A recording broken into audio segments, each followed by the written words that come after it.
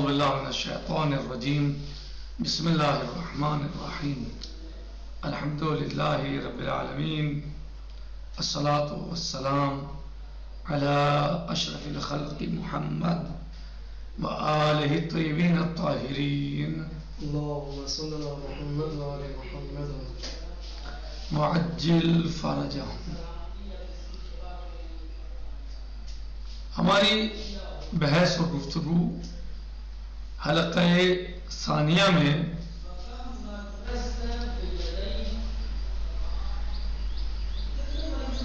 وضع کے بارے میں ہے.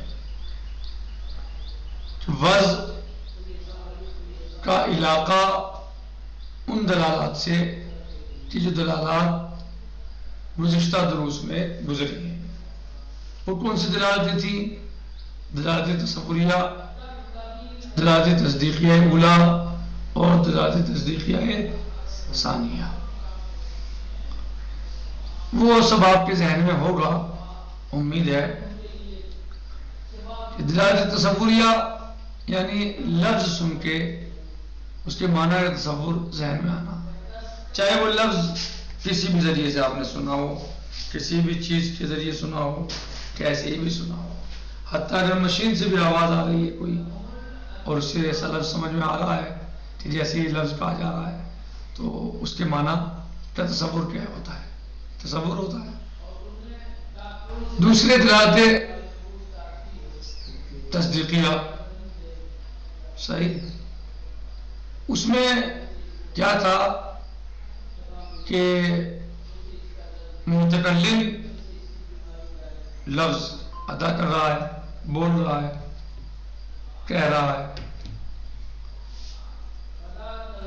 سامنے جو ہے وہ جیسے سن رہا ہے اس کے ذہن میں معنی آ رہے ہیں اس پہ.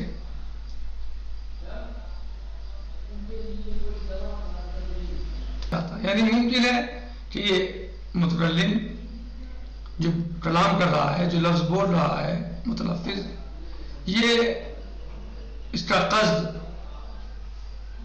آپ کو اس کے معنی سمجھانے ہیں یا نہیں ہے.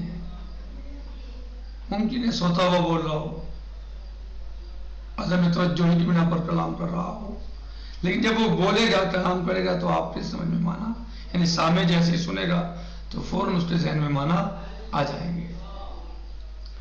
لیکن ایک ہے متکلم جاد، یعنی وہ چاہتا ہے کہ جو بول رہا ہے وہی چاہتا ہے کہ آپ اس کے معنی کو سمجھ لیں، آپ کے ذہن میں اس کے معنی ہے، وہ سمجھے آپ اسے، تو اسے تصدیقیہ ثانیہ کہتے ہیں. جیسے کہ ہم نے پہلے پڑھا ہے کہ الدلالۃ الثابتہ فی حالۃ الصدور من اعلیٰ وتسمى بالدلالۃ التصوریہ. ایسی دلالت کو کیا کہتے ہیں؟ دلالت تصوریہ کہتے ہیں، چاہے وہ آلے ہی سے کیوں نہ صادر، کسی مشین سے ہی کیوں نہ صادر ہو، آواز محسوس ہوئی ہو. والاخرى الدلالہ التي توجد عند صدور الکلمہ من المتلفظ الملتفت تسمى بالدلالۃ التصدیقیہ.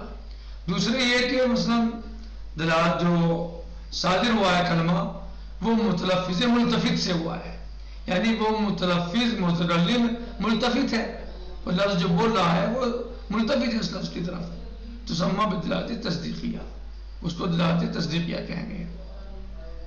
وَإِذَا ذَمَّ الْمُتَلَفِّظ الْمُلْتَفِتْ كَلِمَةٌ أُخْرَى فَقَالَ الْمَاءُ بَارِدٌ اسْتَكْشَفْنَا أَنَّهُ يُرِيدُ أَنْ يَخْطُرَ فِي ذَهْنِنَا مَعْنَى الْمَاءِ وَمَعْنَى بَارِدٌ وَمَعْنَى جُمْلَةُ الْمَاءِ الْبَارِدِ كَالْكُلِّ. اور جب ہم اس کو سمجھتے ہیں، سنتے ہیں کسی ملتفت یعنی کسی متلفظ ملتفت سے اس کلمے کو، تو ہم اس بات کا انکشاف کرتے ہیں کہ یہ متکلم جو ہے وہ چاہ رہا ہے کہ ہمارے ذہن میں یہ معنی آ جائے، ہمارے ذہن میں یہ معنی آ جائے، یہ کشف کرتے ہیں. ٹھیک. فالمتکلم الجاد، پس جب متکلم جاد جو ہے وہ الماء بارد کہتا ہے تو کیا کسب ہوتا ہے اس کے کلام سے؟ تینوں دلالتیں کسب ہوتی ہیں، تینوں دلالتیں کسب ہوتی ہیں. پہلی دلالت تصوریہ، دوسری تصدیق اولا، اور تیسری تصدیقیہ ثانیہ. یہ تینوں دلالتیں جو ہیں وہ سمجھ میں آتی ہیں، کسب ہوتی ہیں کب؟ جب متکلم جاد ہو. ایک ہے متکلم غیر جاد، جیسے میں نے پہلے بھی بتایا کہ یعنی کلام کر رہا ہے، وہ چاہتا ہے کہ آپ کے ذہن میں مسلمان آئیں، لیکن وہ غیر جاد ہے، یعنی مجید نہیں اس مسئلے میں وہ، لیکن جو کہہ رہا ہے الماء باردن، یعنی جدت کے ساتھ وہ کہہ رہا ہے باقاعدہ، یعنی وہ جاد ہے اپنے مسئلے میں، یعنی چاہ رہا ہے، وہ پہنچانا چاہ رہا ہے، تو اس سے ہمیں تینوں دلالتیں کسب ہوتی ہیں. تصوریہ بھی جب کلمہ سنایا جائے گا آپ کے ذہن میں تو جب مشین سے آ سکتا ہے تو یہ تو متکلم ہے، اور دوسرے تصدیق اولا چونکہ متکلم میں ملتفت ہے، اور تیسرا ہے متکلم یعنی وہ کہ جو مثلا متکلم جاد ہے یا متلفظ جاد ہے، تو وہ جو ہے یعنی جب اس نے کہا الماء باردن، تو اس سے تینوں دلالتیں ہماری سمجھ میں آتی ہیں، کیا ہمیں تینوں دلالتیں سمجھ میں آتی ہیں. اور اس سے مقصود کیا ہوتا ہے؟ تیسری دلالت جو ہے یعنی اس سے قصد حکایت اور اس کی ٹھنڈک کے بارے میں خبر دینا ہوتا ہے، اس کے بارے میں بیان کرنا، اور مقصود خبر دینا بھی ہوتا ہے ساتھ ساتھ اس کے کہ پانی ٹھنڈا ہے. صحیح. لیکن جو حاضل ہے متکلم میں جاد نہیں ہے، اس نے کہا الماء باردن، صحیح، تو الماء باردن اس نے کہا تو اس کے کلام سے دلالت تصوریہ سمجھ میں آ رہی ہے، دلالت تصدیقیہ اولا سمجھ میں آ رہی ہے، صحیح، تو جاد نہیں ہے وہ. لیکن جو متکلم میں جاد ہے اس کے کلام سے تینوں باتیں سمجھ میں آتی ہیں. اب یہاں پر مجھے ان سے وضع کا علاقہ یعنی اس کے بارے میں اس میں بحث ہے. وَالدَّلَالَةُ التَّصَوُّرِيَّةُ هِيَ فِي حَقِيقَتِهَا عِلَاقَةٌ سَبَبِيَّةٌ بَيْنَ تَصَوُّرِ اللَّفْظِ وَتَصَوُّرِ الْمَعْنَىٰ. اور دلالت تصوریہ جو ہے وہ اپنی در حقیقت یہ ہے فی حقیقتها یعنی حقیقت دلالت تصوریہ. علاقۃ سببیہ، دلالت تصوریہ کیا ہے؟ فی الحقیقہ علاقۃ سببیہ، وہ علاقہ سببیہ ہے بین تصور اللفظ و تصور المعنی، تصور اللفظ و تصور معنی کے درمیان. دلالت تصوریہ کیا ہے؟ وہ علاقہ سببیہ ہے تصور اللفظ و تصور معنی کے درمیان.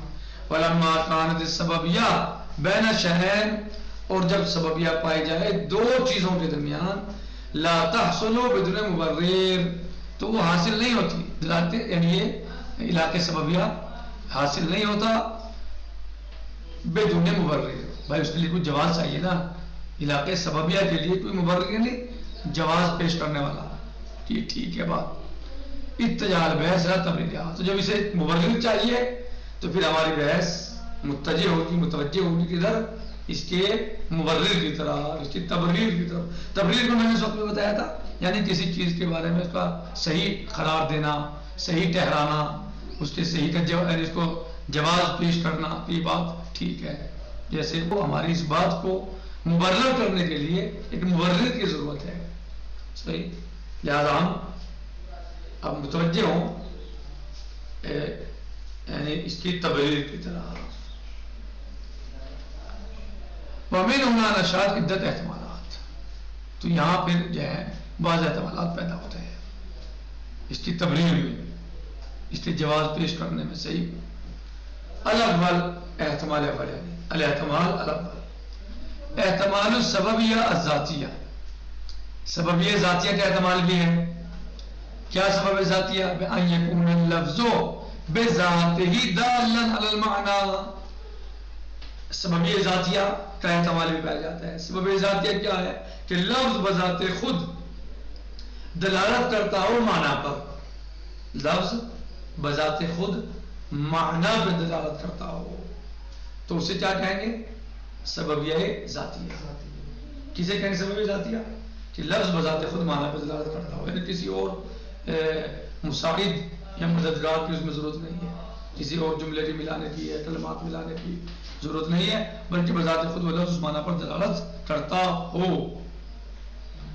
وَسَبَبًا لِإِحْضَارِ صورتِ، اور وہ سبب بنتا ہو لفظ یعنی لِإِحْضَارِ صورتِ، کہ وہ اس کی صورت کو ذہن میں حاضر کر دے۔ جب لفظ اپنے معنی میں دلالت کرے گا تو اس کا مطلب کیا ہوگا کہ یعنی جو اس کی صورت ہے وہ ذہن میں حاضر ہو جائے گی، یہی تو ہے مطلب اس کا۔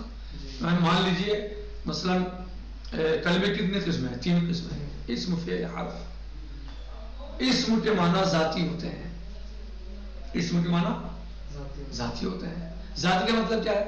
یعنی اگر اس کو آپ تنہا استعمال کریں، بولیں تو بھی معنی سمجھ میں آ جائیں گے۔ آپ اس کو دوسرے کلموں کے ساتھ ملا کے استعمال کریں تب بھی معنی سمجھ میں آ جائیں گے، یعنی وہ تنہا ہو تب بھی سمجھ میں آ جائیں گے، بیچ میں ہو، کسی شے جملے کے ارتباط کے لایا گیا ہو تو بھی سمجھ میں آ جائیں گے۔ زید آیا، کچھ سمجھ میں نہیں آیا؟ کیا ہے؟ کسی کا نام ہے، کوئی شخص ہے، کوئی ذات ہے۔ محمد علی آپ کا ایک دوست ہے، مثلا ساتھی ہے، کلاس ساتھی ہے، جیسے نام بولا فوراً ذہن میں تصور ہو گیا، اس وجہ ہے حاضر ہو گئے، اس کی صورت حاضر ہو گئی۔ آگے نا ہم کہیں فی، کچھ سمجھ میں آیا؟ فی یعنی میں، کیا میں؟ کچھ بھی نہیں۔ لیکن آپ نے کہا احمد تو فوراً اس کی صورت آپ کے ذہن میں آ گئی۔ مسجد فوراً آپ کے ذہن میں حاضر ہو گئی صورت، اس کی کہ ہاں یہ اللہ کا گھر ہوتا ہے جہاں عبادت کی جاتی ہے، ٹھیک ہے۔ مدرسہ، ہاں ایسی جگہ ہوتی ہے جہاں طلباء پڑھتے ہیں، جہاں درس دیا جاتا ہے، اسی مدرسہ کہا جاتا ہے، صحیح۔ تو یہاں آپ نے اس میں کسی سے ملانے کی، کسی کے ساتھ ملا کے اسے استعمال کرنے کی حاجت نہیں ہے، جبکہ حرف کو ہے، کیونکہ اس کے معنی ذاتی نہیں ہوتے، حرف کے معنی اصلاً ذاتی نہیں ہوتے، اسے حاجت ہے کسی کے ساتھ مل کے جو ہے وہ استعمال ہو۔ یعنی زیدن اپنے معنی رکھتا ہے، الدار اپنے معنی رکھتا ہے، آپ نے الدار کہا سمجھ آ گیا، البیت کہا، بیت کہا سمجھ آ گیا، لیکن فی کہا تو کچھ بھی سمجھ نہیں آیا۔ لیکن جب آپ نے کہا زیدن فی الدار، آپ کی سمجھ میں آ گیا فی کے معنی، کیونکہ یہ یہاں 2 اسموں کے بیچ میں آ گیا، تو اس نے اپنے معنی دے دی یا ارتباط کے لیے آیا۔ تو ذاتیہ کا مطلب یہی ہے کہ جیسے ہی اس کا تصور ہو، جیسے ہی اس کو بولا جائے فوراً اس کا صورت ذہن میں حاضر ہو جائے، یہ ذاتیہ کا مطلب ہے۔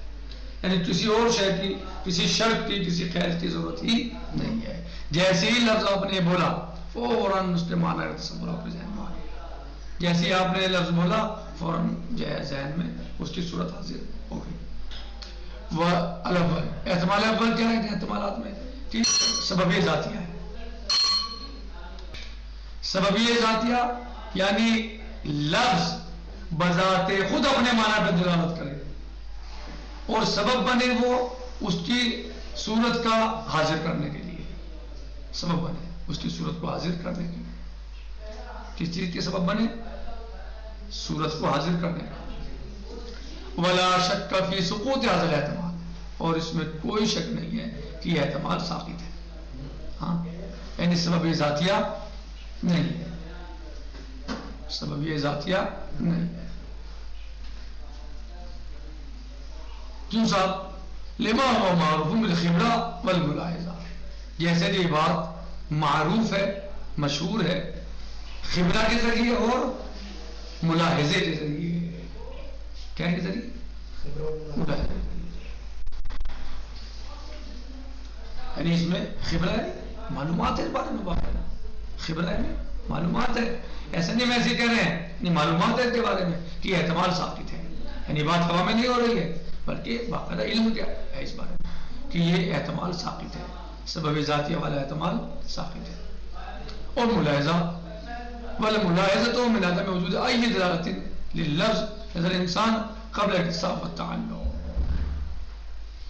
والحمد للہ رب العالمین، وصلی اللہ سیدنا و نبینا محمد وآلہ الطیبین الطاہرین وعجل فرجہم۔